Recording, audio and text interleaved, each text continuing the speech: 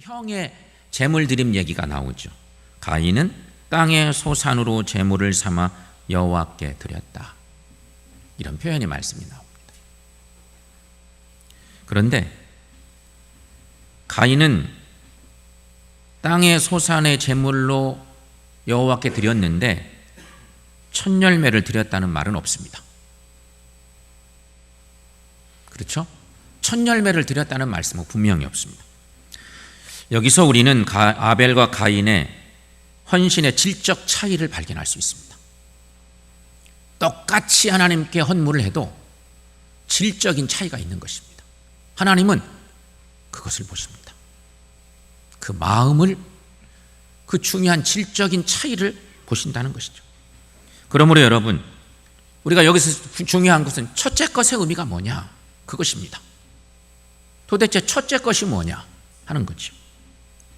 쉽게 말하면 첫째 것은 우선순위입니다. 우선순위. 신앙생활은요, 우선순위 문제가 얼마나 중요한지 모릅니다. 이건 우리가 그런 걸로 인해서 민감할 필요가 있어요. 아벨이 양의 첫 새끼를 여호와께 드렸다는 것은 여호와의 존재가 아벨에게 우선순위를 갖고 있다는 의미인 것입니다. 적어도 아벨의 삶에 하나님은 항상 첫 번째예요. 가장 중요한 분이에요.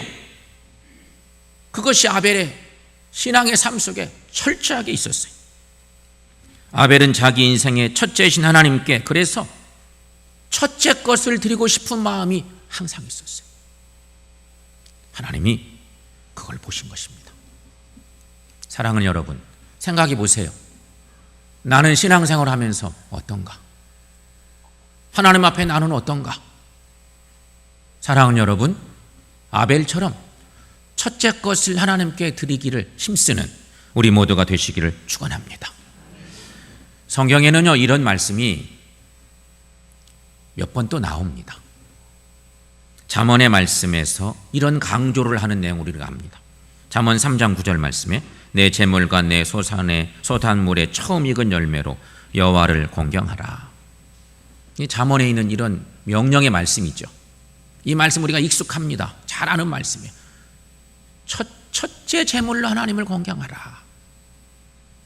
너희 인생 살면서 이렇게 살아라. 명령형의 말씀입니다. 그 결과가 어떻게 되나? 이 말씀의 바로 뒷절에인 10절 말씀은 이렇게 얘기합니다. 그리하면 내 창고가 가득히 차고 내 포도즙 틀에 새 포도즙이 넘치리라.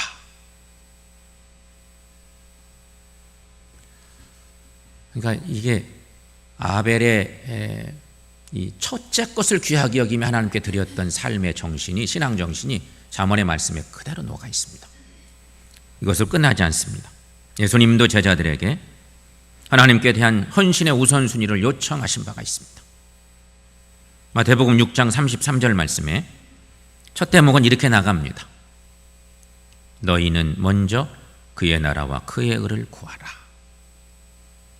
이게 주님의 명령입니다. 제자들에게. 너희는 살면서 항상 먼저 그의 나라와 그의 의를 구하며 살아라. 이게 신앙인 된 우리에게 주시는 명령입니다. 아벨의 신앙이 그대로 배어있는 말씀이죠. 우리 주님도 그것을 귀하게 여기셨습니다. 그리고 말씀합니다. 그리하면 이 모든 것을 너희에게 더하시리라. 사랑하는 여러분, 먼저 하나님을 높이는 삶, 우선순위에서 하나님을 귀하게 여기고 하나님을 영원롭게 하는 삶을 살아가는 우리 모두가 되시기를 축원합니다. 유명한 자동차왕 헨리 포드 이야기를 좀 드리겠습니다. 유명한 믿음의 사람이었고 그는 상당히 낙천적이고 유머 감각이 뛰어난 사람이기도 했었답니다. 한 번은 포드가 한 고아원을 방문했었습니다. 가난한 어려운 사람들, 큰 기업의 회장인 그가 방문을 했습니다. 그리고 얼마 후에 고아원에서 요청이 왔습니다.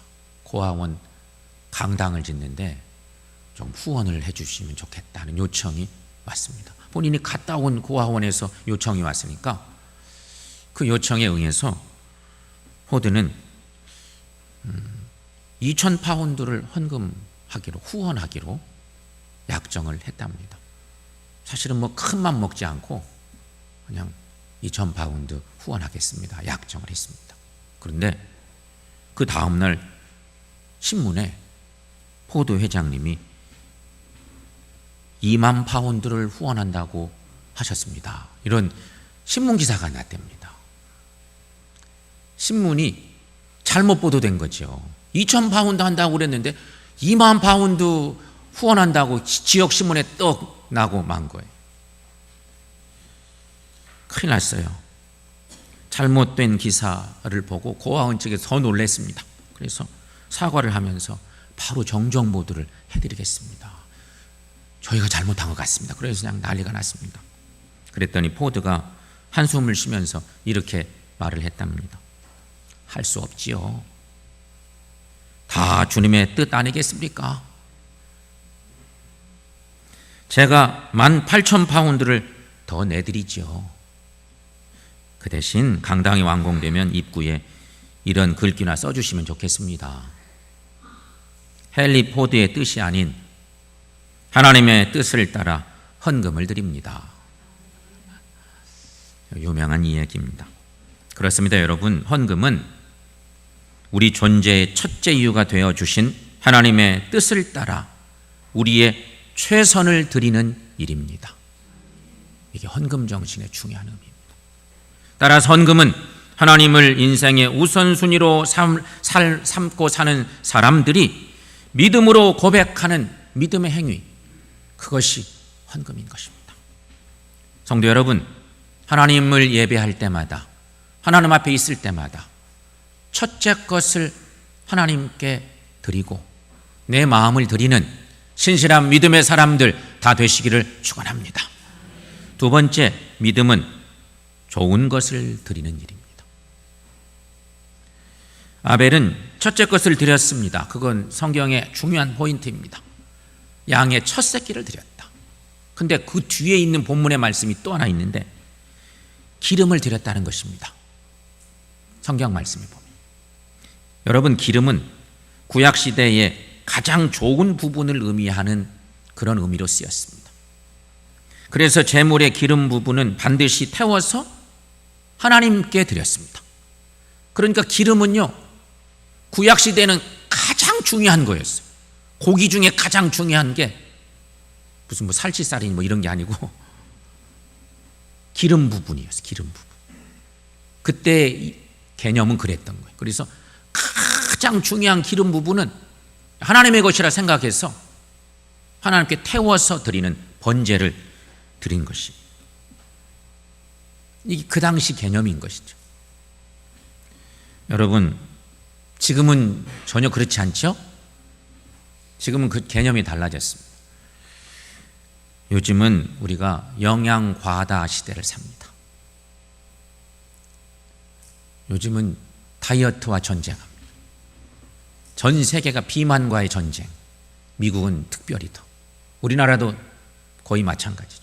너무 잘 먹고 살면서 기름기는 막 멀리하는 거죠. 이거 아이고 이거 안 돼, 이거 먹으면 큰일 나, 이렇게 생각하고 안 먹는 시대가 왔어요. 하지만 우리가 좀 배고픈 시절 생각하면 우리 성도님들, 연세 많은 어른들은 더더욱 어린 시절에 명절에나 기름기 있는 고깃국 먹고 그랬던 시대가 채 얼마 되지 않았어요. 그때만 해도 기름기 있는 음식을 먹어야만 된다고 생각했었어요. 그렇죠? 그래서 보충하고 살아야 건강도 유지할 수 있고, 너무 기름기가 없어서 문제라고 여겼던 시대가 우리도 별반 오래되지 않았어요. 물론 요즘 전 세계적으로 보면 너무 먹고 살기 힘든 빈국들은요 똑같아요. 기름기를 좀 먹었으면 좋겠어. 기름기가 너무 소중해. 옛날 구약시대나 다르지 않을 정도로. 그런데 우리는 잘 살게 되면서 기름기는 아주 혐오스러운 것이고 절대 먹으면 안 되고 그 건강에 악영향을 준다고 생각한 경향이 많지만 구약시대는 그렇지 않았다는 거죠. 여기서 중요한 교훈 하나, 기름은 좋은 것의 상징이고 아벨은 좋은 것을 주님께 드리고 싶어 했다고 하는 말씀입니다. 첫째 것을 드리고 그 중에 기름기는 더더욱이나 하나님께 태워서 드려야 돼. 하나님이 기뻐 받으신, 그래서 첫 새끼와 기름을 하나님께 드렸다 하는 것이에요. 여러분, 왜 아벨은 하나님께 좋은 것을 드리고 싶어 했을까? 이게 중요합니다. 형은 그러지 않은 것 같는데 이 동생 아벨은 왜 좋은 것이라면, 가장 귀한 것이라면 하나님께 드리려고 그 애를 썼을까? 그 이유는 자신의 삶에서 주님께 좋은 것들을 받고 있음을 깨달았기 때문이에요. 그것이 소중하죠. 분명 아벨은 좋은 것들로 채워주신 주님께 가장 좋은 것을 드리는 것은 당연한 도리라고 생각했던 것입니다. 그게 신앙의 위대함인 것이죠. 야고보 사도는 그래서 야고보서 1장 17절에 유명한, 우리가 잘 아는 이런 말씀이 있습니다. 온갖 좋은 은사와 온전한 선물이 다 위로부터 빛들의 아버지께로부터 내려오나니 라고 하는 유명한 말씀도 주셨습니다. 하나님은 진실로 좋으신 하나님이십니다.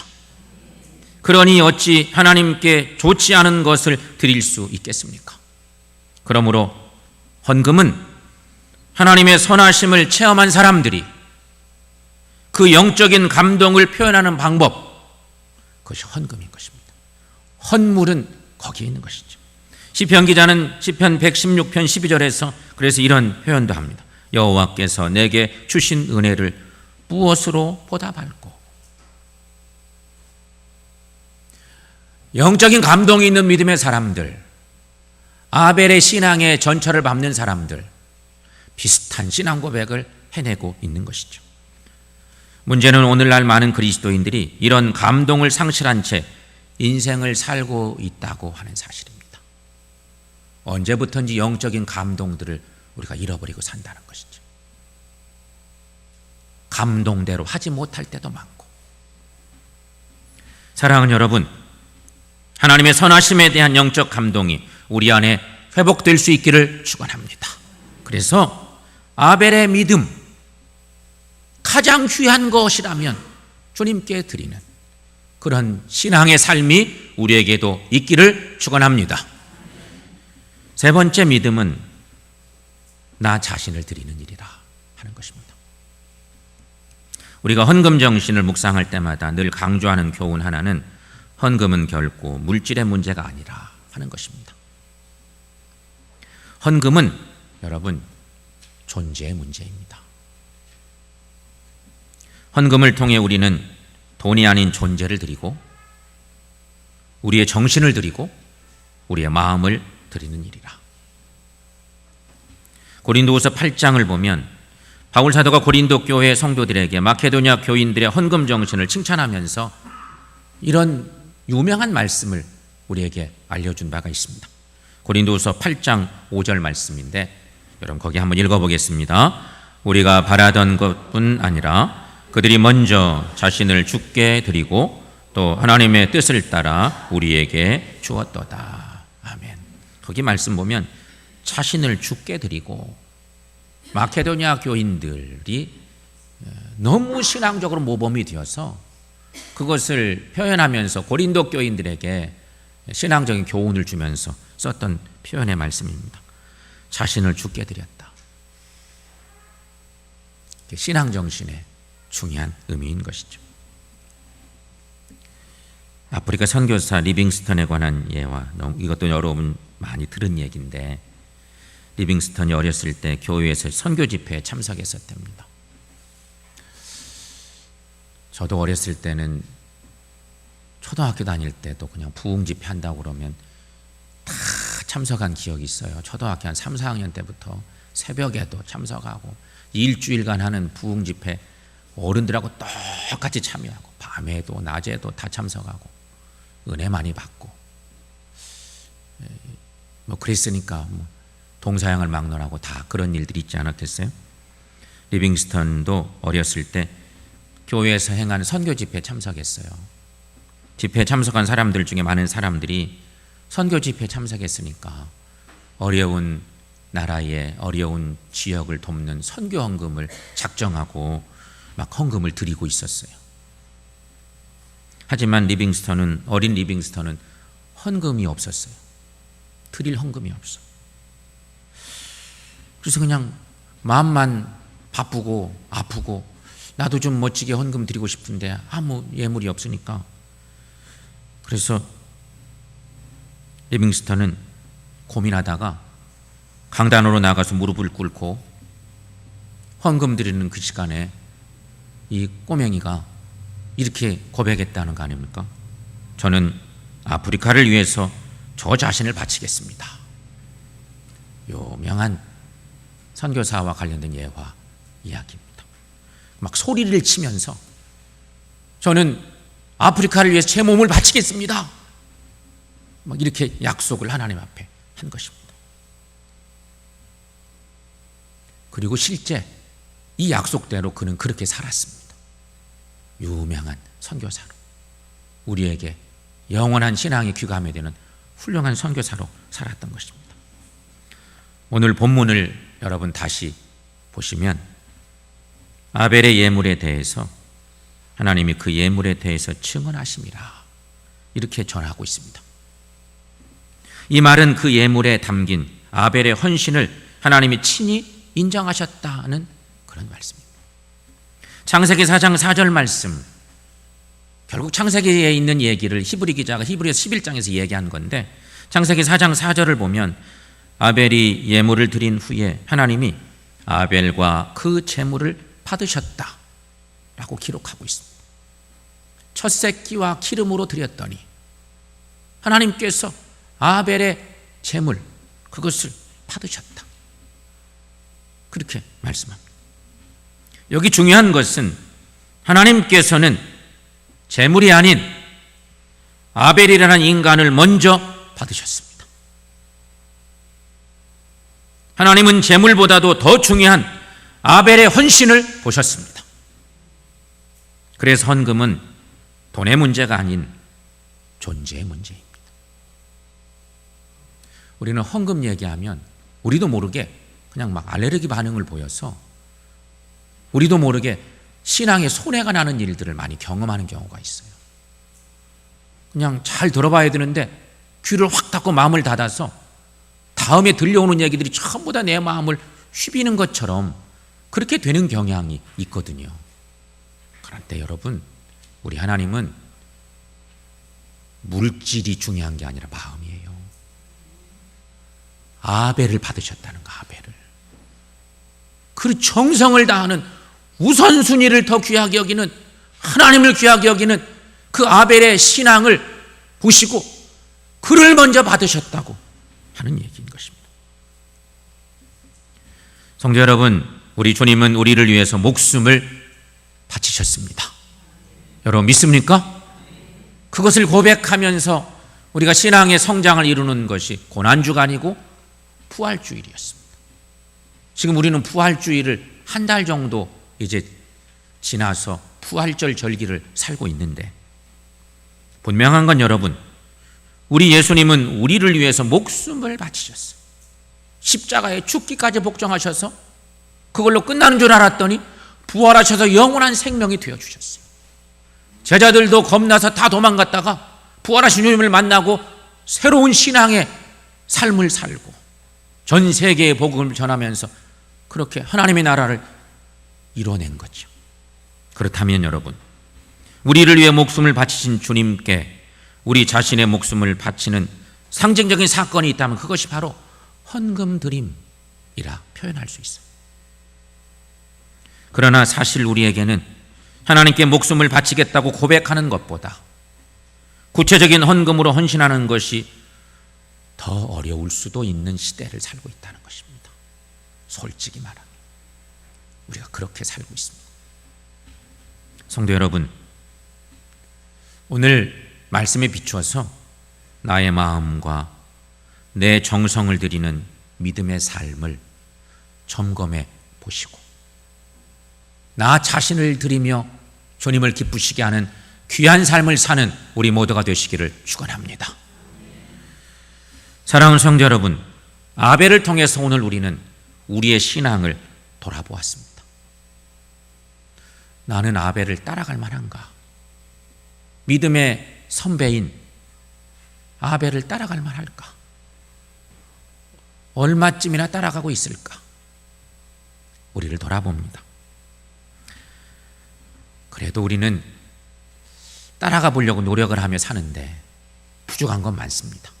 솔직히 말하면 너무 부족하지만 그래도 이 시간 아벨의 믿음을 소유해 보겠다고